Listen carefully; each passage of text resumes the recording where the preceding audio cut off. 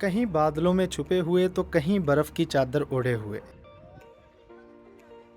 دلکش اور دل فریب سرسبز و شاداب کوہستان کے پہاڑ، اور انہی پہاڑوں میں بل کھاتا دریائے سندھ۔ یہ مناظر جتنے خوبصورت دکھائی دیتے ہیں اتنا ہی خوف بھی پیدا کرتے ہیں، کیونکہ چلتے چلتے لینڈ سلائیڈنگ شروع ہو جاتی ہے تو راہ چلتے مسافروں کی گاڑیوں پر بھی پتھر گر جاتے ہیں، جس سے جانی اور مالی دونوں طرح کا نقصان بھی ہو سکتا ہے۔ روڈ بند ہو جاتی ہے، دیکھتے ہی دیکھتے لمبی گاڑیوں کی قطاریں لگ جاتی ہیں، پھر جو چند پل پہلے تک خوبصورت پہاڑ دکھائی دے رہے ہوتے ہیں انہیں سے ڈر لگنا شروع ہو جاتا ہے۔ اسی دوران FWO، traffic police, GB police انتظامیہ اور پاکستان آرمی کے جوان موقع پر پہنچ جاتے ہیں،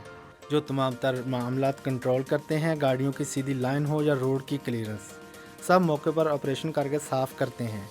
اگر بارش تیز ہو تو وہ آپریشن شروع نہیں کرتے، کیونکہ دوران بارش ہی زیادہ تر لینڈ سلائیڈنگ ہوتی ہے، بس پھر بارش کے رکنے کا انتظار کیا جاتا ہے۔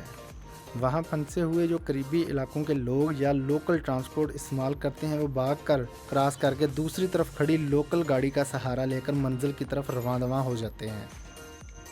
سڑک کھلنے کا انتظار بے شک تھوڑا ہو، لیکن سیاحت کی غرض سے آئے ہوئے لوگوں کے لیے صدیوں پر بھاری ہوتا ہے، کیونکہ یہ پریشانی ان کی تفریح کے رنگ میں بھنگ ڈال دیتی ہے۔ تاہم ایڈونچر طبیعت کے لوگ اس کو بھی ایڈونچر سمجھ کر یادگار بنا لیتے ہیں۔